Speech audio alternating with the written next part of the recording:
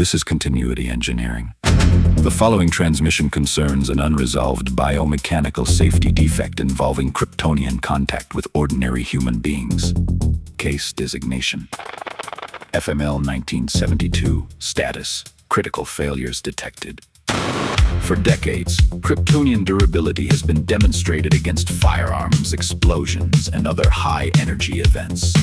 Small arms fire has been observed impacting exposed tissue without penetration, including the eye.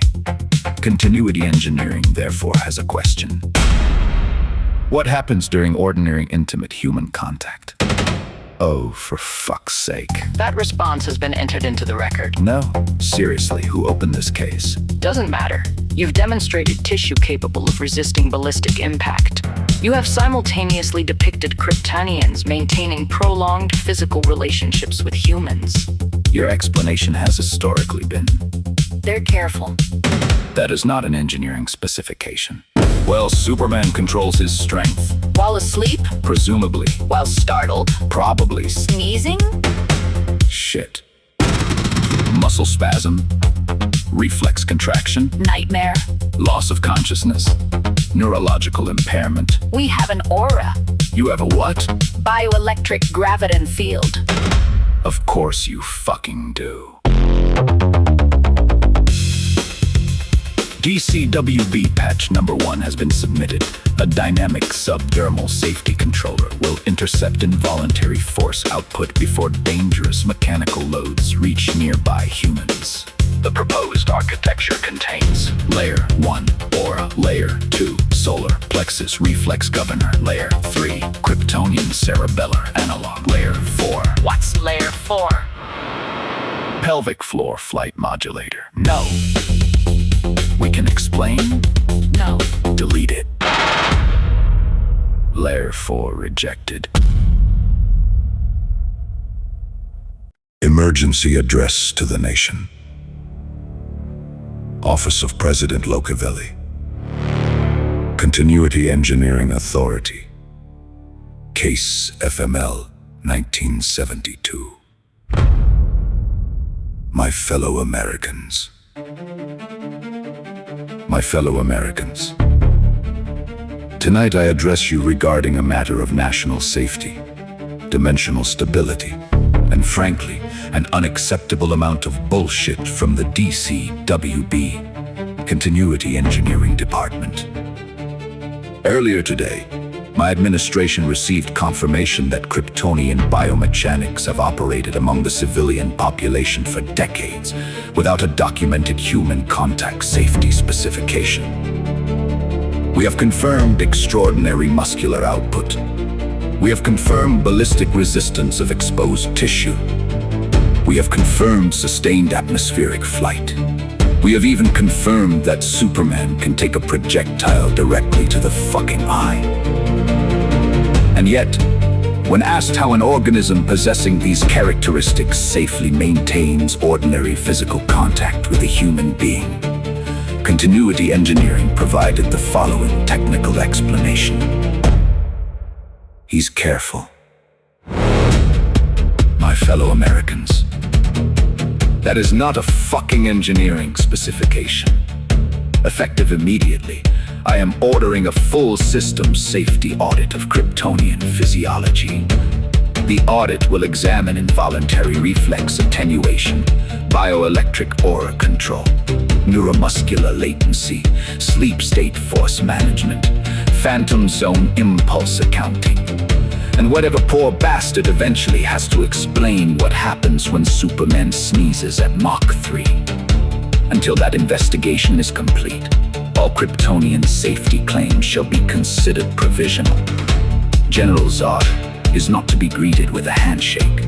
Citizens are asked not to interfere with active aura calibration, and contrary to rumors circulating tonight, the Fluke 87V remains in good standing and is not considered responsible for this incident. Continuity Engineering has been instructed to preserve all records, including the Taco Bell receipts. May God bless you. May God bless the United States of America. And may God have mercy on whichever writer has to answer case FML 1972.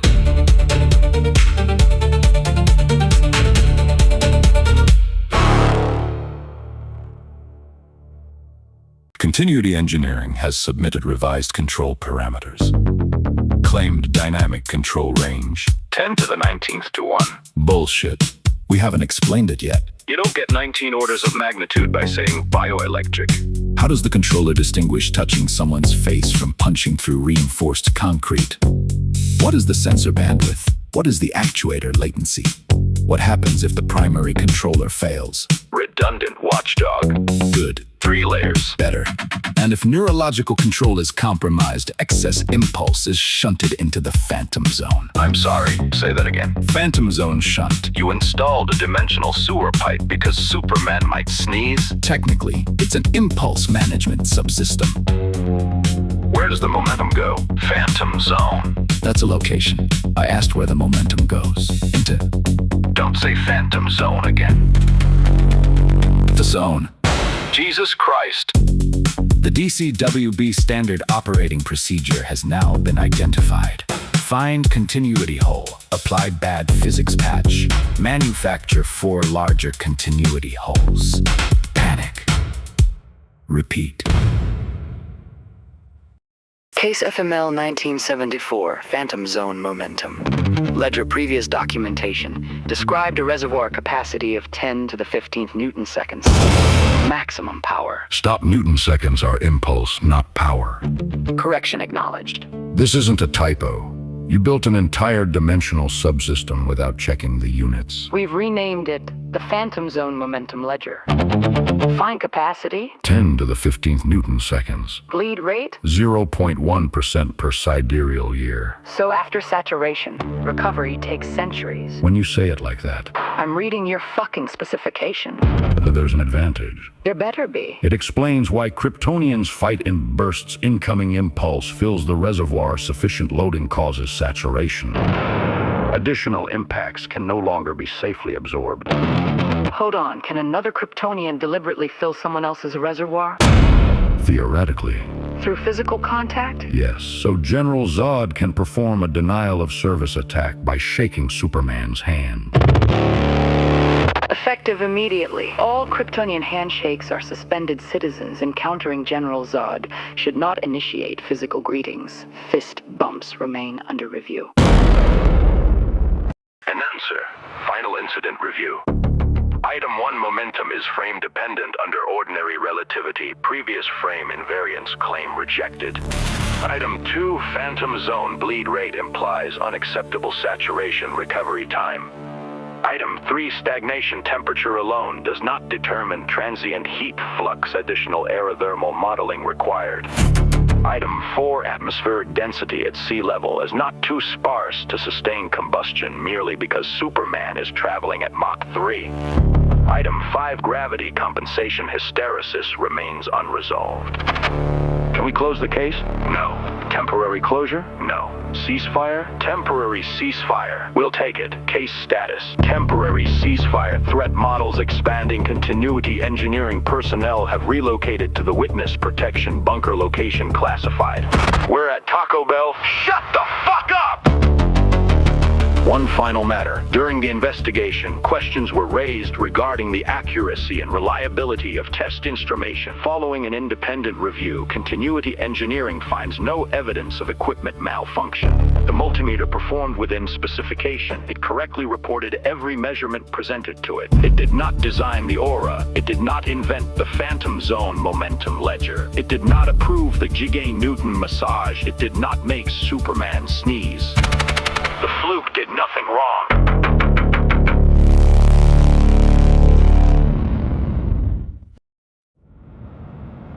We now go live to our field correspondent near the reported Kryptonian flight path incident. I'm standing approximately 2 miles east of the projected Aura Blink corridor. Behind me, emergency crews are inspecting several structures after what authorities are describing as a brief, uncontrolled ballistic event involving Superman. Officials stress that this was not an attack, It was a sneeze. I want to repeat that. A sneeze. Continuity engineering estimates the subject was traveling at approximately Mach 3 when propulsion was interrupted for 0.2 seconds. During that interval, forward velocity remained largely unchanged. The resulting flight path carried him roughly 200 meters before powered flight resumed. We're being told there were no reported casualties. However, several witnesses described what sounded like witness! Distant! A goddamn freight train in the sky!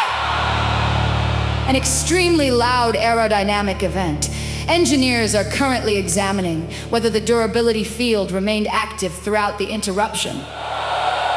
Any indication what caused the failure? Yes, seasonal allergies. I'm sorry? Pollen. Continuity engineering has not identified the species, so we're looking at a superhuman aerospace event caused by plant reproduction. That is the current assessment. Officials are advising Kryptonian pilots experiencing sinus pressure to reduce speed below Mach 1 until the revised sneeze protocol completes certification. Residents are also being asked not to gather beneath airborne Kryptonians displaying pre-sneeze facial expressions. What does that look like? Apparently, eyes narrowing, shoulders tightening, diaphragm contraction, and the phrase, "Oh shit!" Back to you! Thank you! Continuity engineering has classified the event as aerospace hold. Case remains open.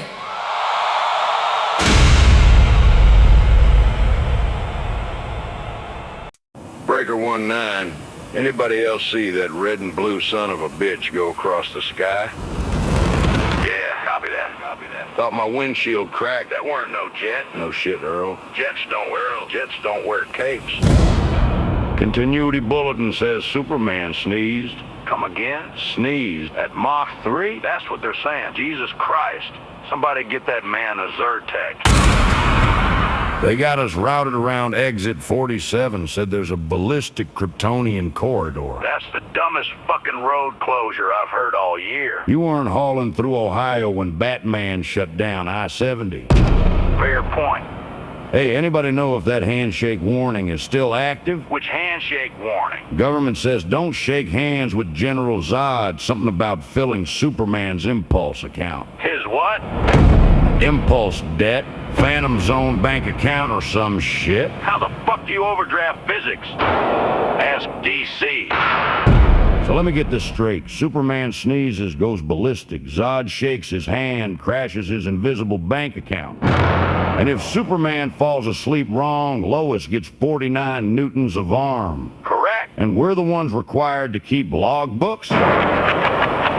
Breaker 19. Continuity engineering ain't passing dot inspection. Copy that. Anybody near Taco Bell? Yeah, parking lot's full of government vans. Figures. You see a yellow flute meter in there, leave it alone. Why? Didn't do nothing wrong. Copy. Protect the fluke. Keep the Taco Bell receipts.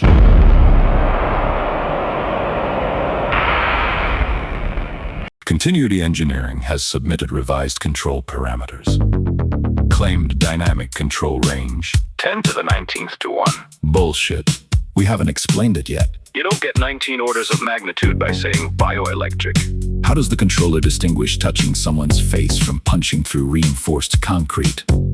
What is the sensor bandwidth? What is the actuator latency? What happens if the primary controller fails? Redundant watchdog. Good. 3 layers. Better. And if neurological control is compromised, excess impulse is shunted into the phantom zone. I'm sorry, say that again. Phantom zone shunt. You installed a dimensional sewer pipe because Superman might sneeze? Technically, it's an impulse management subsystem. Where does the momentum go? Phantom zone. That's a location. I asked where the momentum goes. Into Don't say phantom zone again. the zone. Jesus Christ. The DCWB standard operating procedure has now been identified. Find continuity hole. Apply bad physics patch. Manufacture 4 larger continuity holes. Panic. Repeat. This critique analyzes a comedic systems engineering audit that systematically dismantles and patches the physical continuity errors of Kryptonian powers. Let's dive right into the first piece of feedback. The physical modeling of the Phantom Zone's momentum storage overlooks the relativistic necessity of reference frames, which slightly undermines the otherwise meticulously pedantic engineering tone. Right, so the audit successfully forces the fictional DC continuity department to correct their units from power to impulse, measuring in Newton seconds instead, and it establishes this strict momentum ledger. But the weakness is that it lets the department off the hook when they claim momentum is frame invariant in this pocket dimension. In ordinary physics, and specifically in relativity, momentum is inherently frame-dependent. Exactly. A 10 to the 15th Newton-second capacity is practically meaningless without defining the spatial reference frame of the zone itself. It just leaves this glaring loophole in the conservation accounting. So as I understand it from the notes, the argument here is that the dimension is just a featureless background of ancient punches. But if Superman is standing on a moving Earth, wouldn't his baseline momentum constantly fluctuate relative to a stationary phantom zone? Yes, it absolutely would. Are we treating the zone like a cosmic bank account that just forgets currency exchange rates? That is the core conflict right there. In physics, there's no such thing as an absolute stationary background. Velocity, and therefore momentum, only exists relative to an observer. If I'm sitting in a moving train, my velocity relative to the seat is 0, but relative to the tracks, it's 80 miles per hour. Right. So the suggestion here is to demand a rigorous definition of the phantom zone's reference frame and its energy accounting to fully close that physics loophole and escalate the bureaucratic humor. Wait, let's unpack why we can't just accept the author's premise, though. If it's a fictional pocket dimension, why can't we simply suspend our disbelief and say, well, the physics are magical? Why force real-world relativistic reference frames into a comic book logic puzzle? Because the entire premise of the document relies on a pedantic engineering audit. If the author is going to hold these fictional engineers accountable for confusing power, which is the rate of doing work, with impulse, they can't just wave their hands at fundamental relativity. The humor comes from the inescapable rigidity of the physics. Fair point. So how does the author actually implement this rigorous definition? We need a concrete example of how to anchor that reference frame. Well, they could add a formal request for the continuity department to define the zone's coordinate system relative to something specific, like the Earth's barycenter, or maybe the cosmic microwave background. So the barycenter being the center of massive bodies orbiting each other. Right. If the zone is anchored to the Earth's barycenter, Superman's momentum relative to the zone doesn't spike just because the Earth is orbiting the sun. But what happens if the zone is anchored to the cosmic microwave background instead? The Earth is hurtling through the universe at hundreds of kilometers per second relative to that background radiation. Then you have a massive continuity problem, which the author can totally exploit. You could include this comedic mathematical proof showing how the Earth's orbital velocity artificially inflates Superman's impulse debt just by him standing still. Oh, wow. So if the zone is stationary relative to the broader universe, the simple act of existing on a moving planet is constantly dumping momentum into his storage capacity. Exactly. He would max out his 10 to the 15th Newton-second limit while drinking his morning coffee. That's brilliant, but there is also the thermodynamics side of this ledger, right? If we're enforcing a strict reference frame, how does the audit handle the energy transfer? Momentum and kinetic energy are linked, but they aren't the same thing. They are deeply connected. Momentum is mass times velocity, but kinetic energy is 1/2 mass times velocity squared. The author should formally request the thermodynamic energy accounting that must logically accompany any pure momentum transfer, to prevent accidental entropy violations. Break down the mechanics of an entropy violation in this context for me. Why is it a problem if they only track momentum? Well, because energy cannot be created or destroyed. If a speeding bullet hits Superman and he shunts the momentum of that bullet into the phantom zone, the bullet stops. Right. But the kinetic energy of that moving mass has to go somewhere. Usually it turns into heat and sound. If the phantom zone only accepts momentum and just ignores the kinetic energy, the audit is basically allowing the engineers to delete heat from the universe. Which violates the laws of thermodynamics. Exactly, which ruins the ledger. Demanding the thermodynamic accounting forces the continuity department to explain where the heat actually goes. Okay, moving on to the next major point. The introduction of the Kryptonian impulse debt and physical denial of service attacks opens a fascinating door to adversarial exploitation that the current text doesn't fully push to its logical extreme. Yeah, the source introduces this really clever concept of General Zod maxing out Superman's 10 to the 15th Newton-second ledger via a handshake or like a combat burst. Right. But the weakness is that it treats this merely as a clever explanation for power scaling rather than formalizing it into a complete system security threat model. I mean, given the stated bleed rate of only 0.1% per sidereal year, this implies permanent crippling vulnerabilities that a true systems audit would aggressively target for failing basic safety resilience. I can see what you're going for here. Let's see how we can strengthen this. If Zod knows about the 0.1% bleed rate, wouldn't a rational actor just throw an asteroid at Superman every decade to permanently lock him in an uncalibrated null mode? Exactly. Is there a risk that focusing solely on a handshake attack might overlook the much larger geopolitical threat of permanent resource exhaustion? A handshake attack is a short-term tactical maneuver. You walk up, initiate a massive energy transfer, and overload the system in a fistfight. But resource exhaustion is a strategic, existential threat. Because of how slow it drains? Right. If it takes 1,000 years for the Phantom Zone ledger to fully clear its impulse debt, an attacker doesn't need to fight Superman. They just need to keep the ledger full. So the suggestion is to expand the audit to include a formal threat model and vulnerability analysis section specifically targeting the long-term exhaustion of Kryptonian impulse resources. How does a real-world systems auditor approach a vulnerability like that? I mean, we hear about denial of service attacks in software, where a server is flooded with requests until it crashes. But how do we translate that into a formal threat model for biomechanics? Well, in information security, analysts use standardized frameworks to document flaws. You could draft a mock CVE, so a common vulnerabilities and exposure security report, for the 0.1% bleed rate. Oh, that's fun. Yeah, a CVE is a real-world catalog of publicly known cybersecurity vulnerabilities, used to warn vendors of zero-day exploits. The mock report could demonstrate how tiny, continuous impacts could keep Superman permanently disabled, without ever even fighting him. Just like an automated swarm of micro-drones continuously tapping him, preventing the system from ever successfully venting its stem. Exactly. The continuous tapping weaponizes the slow bleed rate. And to take the engineering angle further, you can suggest the DC engineers are liable for failing to implement an active impulse venting radiator protocol to bypass that slow 0.1% decay. Explain the concept of a radiator protocol for us. Why is the lack of one a liability? In systems design, you have concepts of failing safe versus failing deadly. If a train's air brakes lose pressure, the brakes engage and the train stops. That is failing safe. Right. But if they required pressure to engage, a leak would mean the train couldn't stop. That is failing deadly. By designing a closed system with a massive capacity but a glacially slow discharge mechanism, the engineers built a system that fails deadly. Because if the ledger fills up, Superman loses his invulnerability and just dies. Exactly.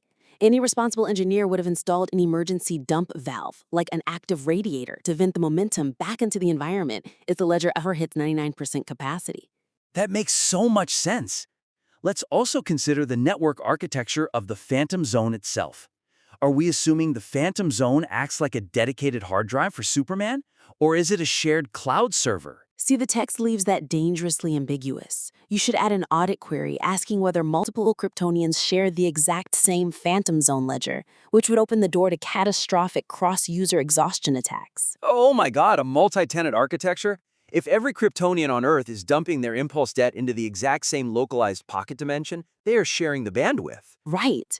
Supergirl could accidentally drain Superman's durability budget by punching a meteor on the other side of the solar system. He might be standing on Earth completely safe, and suddenly his invulnerability drops to 0 because someone else maxed out the shared storage capacity. Changes. Specifically, the gravity compensation and aero bypass modules lack a defined control logic architecture for handling edge case boundary transitions. Yeah, the audit successfully forces DC to invent situational toggles. For example, dropping the force amplifier for 0.2 seconds during a Mach 3 sneeze, or disabling gravity compensation the exact moment a sleeping 49-Newton arm contacts Lois. Okay, but what's the weakness there? The weakness is that it ignores the mechanical hysteresis and contact classification required for these toggles to actually work.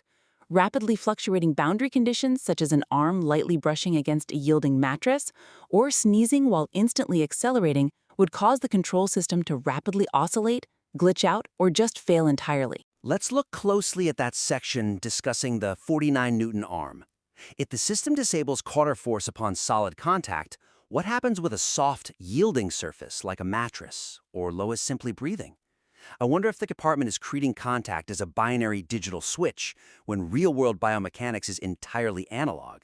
That is the fundamental flaw of trying to apply digital logic to a physical world. The physical world doesn't have perfect binary states. A mattress does not instantly provide 49 newtons of resistance. Right, it compresses. Exactly.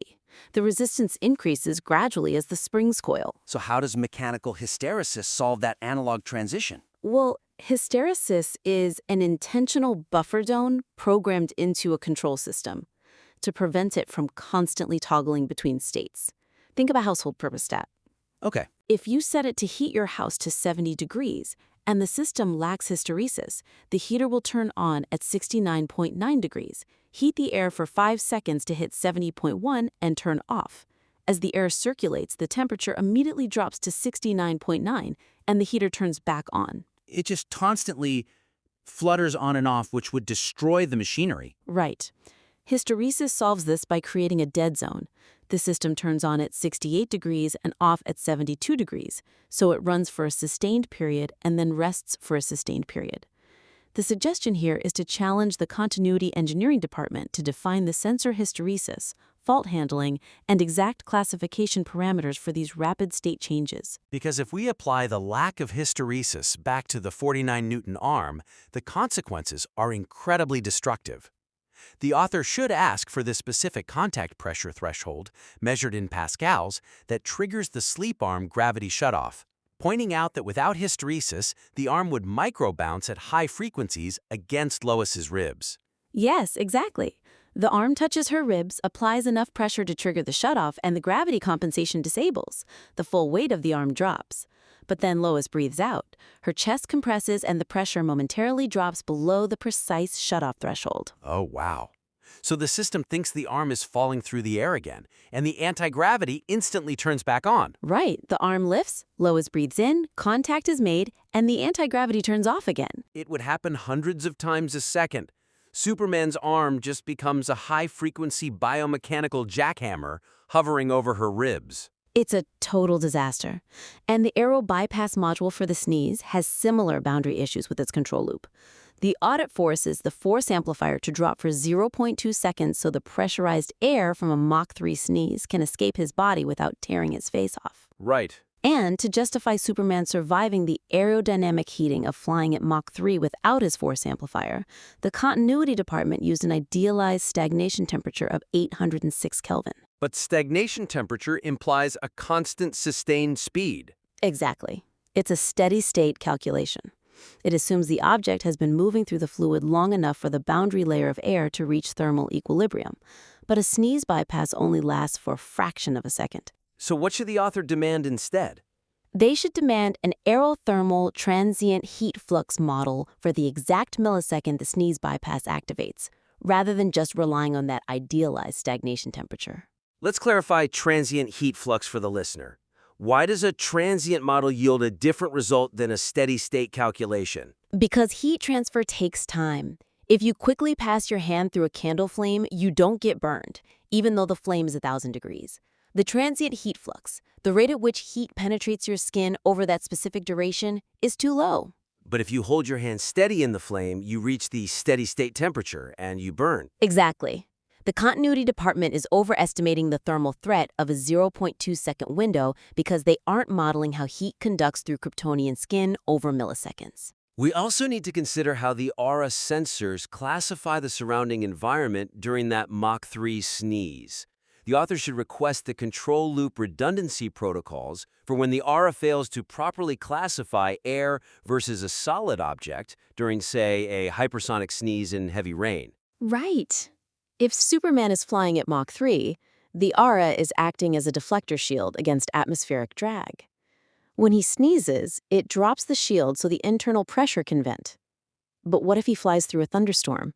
Hitting a water droplet at 1,000 meters per second is basically like hitting a bullet. Exactly. So, does the sensor recognize the water droplet as an impact threat and instantly re-engage the shield?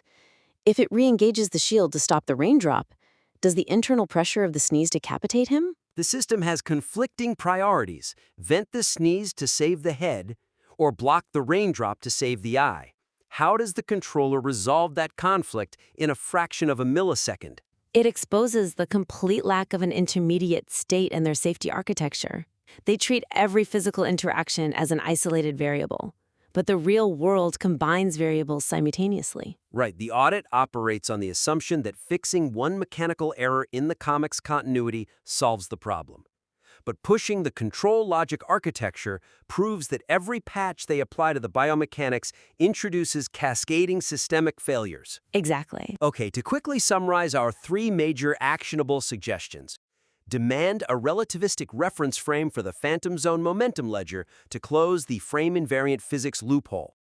Formalize the impulse debt into a rigorous adversarial threat model exploring the consequences of the 0.1% bleed rate.